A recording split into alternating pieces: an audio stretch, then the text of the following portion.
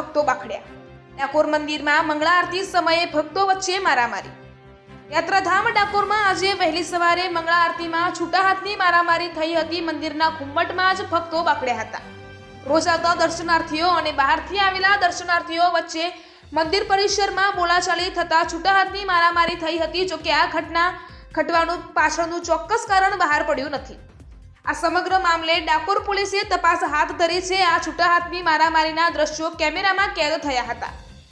થોડા મહિના અગાઉ પણ મંદિર પરિસરમાં આ રીતની મારામારી ઘટના ઘટી હોવાનું ચર્ચાએ જોર પકડ્યું છે। જી સાહેબ, આજે રણછોડજી મંદિરમાં વહેલી સવારે મંગળાના સમયે ભક્તોમાં મારામારી થઈ, શું છે સમગ્ર બાબત? જ્યારે ચૈત્ર મહિનો અને ફાગણ મહિનો એટલે ભક્તોનો ઘોડાપૂર હોય અને એમાંય મંગળા આરતીના દર્શન માટે લોકો શ્રદ્ધાથી મંગળાના દર્શન કરવા આવતા હોય છે, મોટી સંખ્યામાં હોય છે। ભાવિક ભક્તો જ્યારે દર્શન કરતા હોય છે ત્યારે સૌથી આગળ ઊભા રહેવા માટે આંતરિક હરીફાઈ થતી હોય છે અને એને લીધે થઈને આંતરિક ઝઘડો થતો હોય છે। આજની શું હતી સાહેબ ઘટના? આ જ ઘટના હતી કે આગળ હરોળમાં સ્થાનિક લોકો ઊભેલા હતા અને વૈષ્ણવો પાછળથી આગળ જવા માટે પ્રેશર કરતા હતા। સ્થાનિક લોકો નહીં ખસતા બોલાચાલી થઈ હતી। સાહેબ, અવારનવાર આવી ઘટનાઓ બનતી હોય છે, મંદિર પ્રશાસન આ બાબતમાં ગંભીર પગલાં લેશે કે કેમ?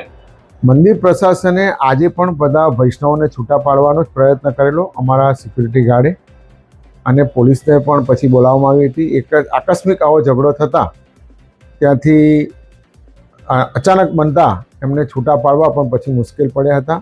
ઉગ્ર વાતાવરણ એ લોકોએ આંતરિક કરી લીધું હતું।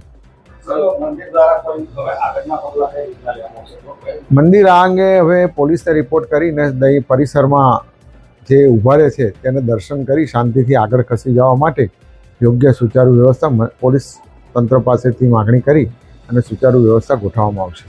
સાહેબ, અવારનવાર આવી ઘટના અને વિડીયો પણ સામે આવ્યા હતા, ત્યારે પણ મંદિર પ્રશાસને કોઈ પગલાં નથી લીધા। હવે પગલાં કઈ રીતના લેશે?